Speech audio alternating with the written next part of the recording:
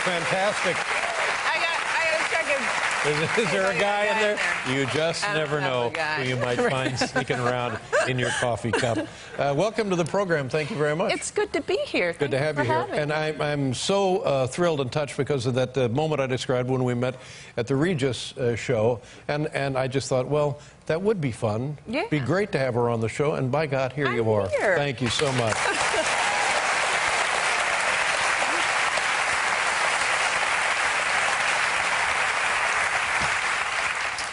How are things at the White House? Okay. Things are good. Things are good. Trying to stay out of trouble. There's trouble everywhere in politics. Everywhere. Yeah, you have to be careful what you say, what you do, where you go, who you look at. Now, you don't have to answer this question. Okay. But this is the thing that I was thinking about. I have conversations with my wife.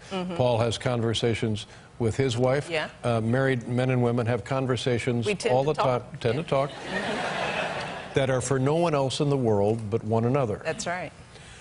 But hypothetically speaking, at the end of the day, has your husband ever come home and said to you, "Oh, that John Boehner, what an idiot"? It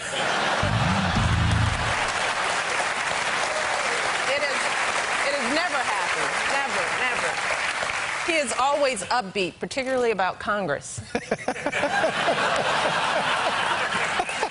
Yeah, well, how can you not be upbeat? Now, you can't go anywhere. Can you go anywhere? I can't go anywhere. Yeah. No, I can't. But if you I can. Really, I get my little jaunts out. I can. Oh, you sleep. actually do. So if you said, "I'm going to the 7-Eleven to get a Slurpee or something," could you do that? I technically could. It would drive a lot of people crazy. Right. I've threatened to do it. Right. I do it all the time. I said, I'm walking out that door. I'm walking out. I'm leaving. And you see people talking in their wrists. Is she kidding? I'm going to do it one day.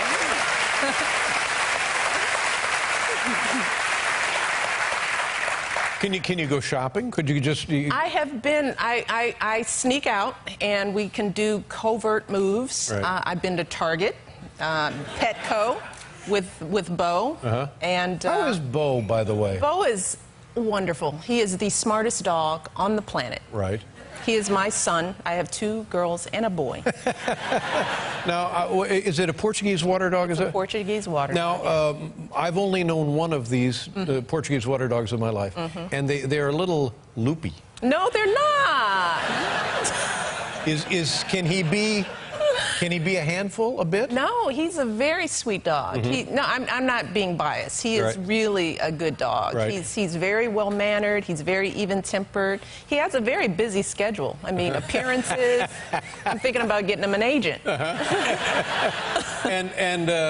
Again, none of my business, but I have a dog myself, and you can kind of get into a let me just say, digestive rhythm of the dog. Yes. And when it's time for Bo to, how does that happen? His business. Yeah. He goes out. Usually, the girls take him out. There are a number of people who are willing to take him out. He usually will tell you. Yeah. Though I know. I mean, he doesn't talk. Right. But he will come up and he'll put his paw on your leg and he kind of nudges you. And then you're like, "What do you want?" And then he gets excited and you say, "You want to go out?" And then he starts barking. And he goes, yeah. And is this He's what? very smart. Is this what Biden does?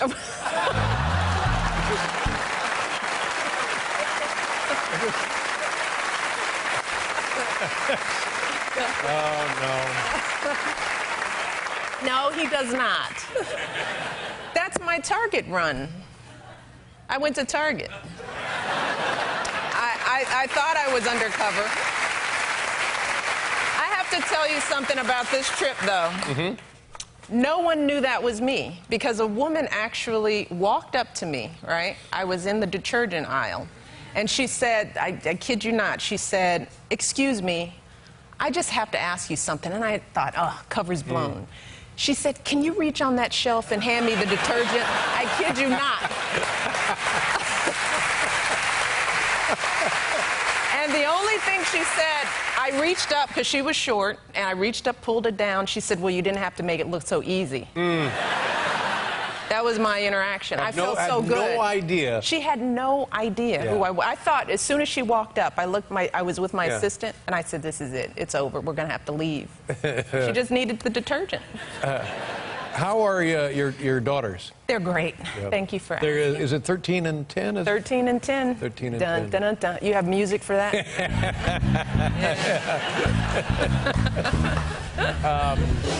Thank you. Well done. I wanted to ask you something. When my son was born, I knew nothing about what you do when a kid is born. And people would reassure me by saying, well, they're either hungry or they need to be changed. And so I lived by that. That was my... That's all you did for the kid? Yeah, I knew that's what... Have you progressed since then? No. No? No. But I tell you, we're now in a land where nothing makes sense. Everything with my 8-year-old is an argument. Now, is it me, or did you go through this? Are you going through this? No. Sorry, Dave. It's you. Well, gosh. My children are perfect angels. I'm sure it's because I'm such a good parent. Well, what do I need to know? I found myself in a conversation the other day. I just thought we could argue, and we'll be here till Labor Day. What do you do to intervene when it happens? Well, it depends on what it is, you know. I mean, sometimes they just want to talk and express themselves, and then you can just sort of engage them. If it's about a rule, right? If it's, you got to go to bed, you know. No means no. That's the end of it, you know. Yeah. Well, this was something that we thought would be fun. This child rearing thing? No. We don't. No, this activity, and then he changed his mind in mid-course. And then what do? We're there to have fun, but yet he won't let himself have fun. You know, sometimes you just have to be the alpha. Have you tried being the alpha? No. No? Do I look like an alpha? You're not an alpha? I don't know what to tell you, Dave. We'll be right back with First Lady Michelle Obama.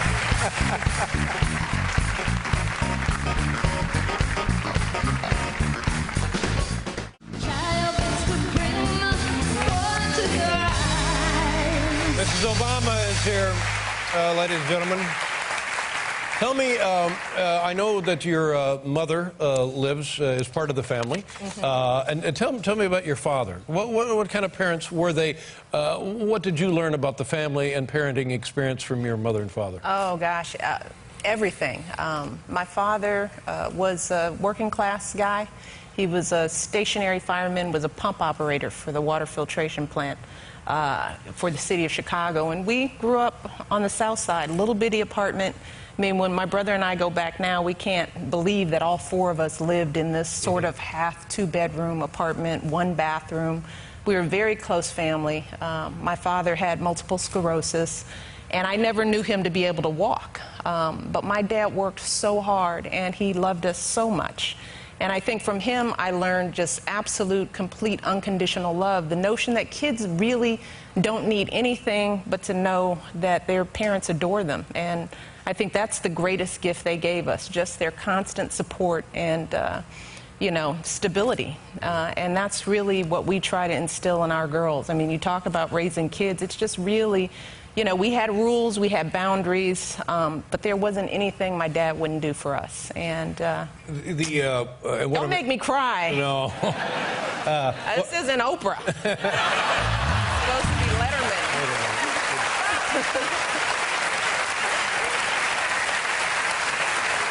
What's up? Where are the laughs? Did somebody tell you this was Oprah? Is that why you're here? Oh, my. Someone misled the First Lady.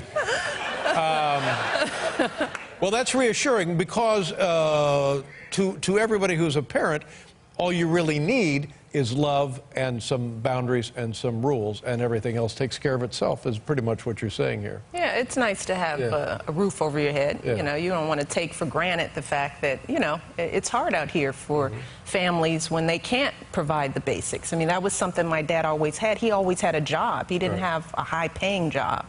But that's why it's so important to make sure people have work. You know, that's where, you know, people get their self-worth, and that's where, you know, they, you know, if a parent knows that they can give their kids the basics, you know, that's the stuff that makes them feel alive in so many ways. All right, you mentioned the basics. Is a sense of basics now different than a sense of basics when you were a kid, do you think? You know, I mean, we all think, I mean, I'm like any, I think my childhood was wonderful, you know, and we didn't have, we had 7 channels, right? You didn't have 24-hour TV. The notion of a video game, remember they had Pong, you know, those 2 little slits in the ball that went back and forth. And we played that for hours. That was like, whoo, you know. You know, we went outside, we played in the yard. You know, it was a big deal if you rode your bike around the block, you know, and if you got to ride it through the alley, that was, whoo, a cool thing. Yeah. You know, so yeah, I feel like my childhood was much more simple than it is now for kids. Now, how much of those things that you remember and are meaningful to you can your kids do? I mean, you talk about a unique situation. Yeah. No other circumstance like this in the world. Right, What can you bring to that life that was brought to your life? You know, for us, it's the values. I mean, the thing that we try to do is make sure the residence is on the 2nd and 3rd floor of the White House. And what we want to have happen is when they get off that elevator and walk in our residence, that it feels like the South Side of Chicago. The same values, the same rules, the same sense of responsibility, because of course the stuff is different.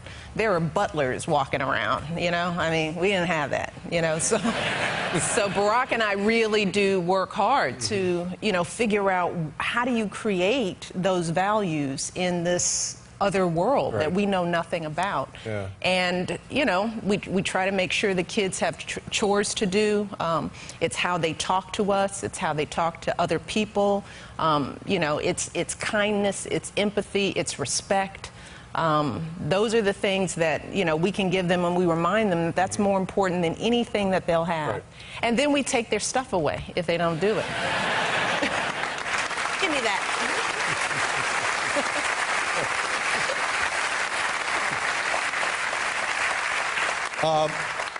Great to have your mother living with you? Yeah, it is. It's really good. And great for the girls? Grandma's in the house? Absolutely. I mean, you talk about keeping the line when we're not around, you know, just understanding that when we're not there, I'm here, and he's traveling, that they have the same consistency. It's been just, you know, priceless. Do you try, should a person try to keep the unpleasant nature of politics away, diluted, watered down, or do you just let them experience and make of it what they will?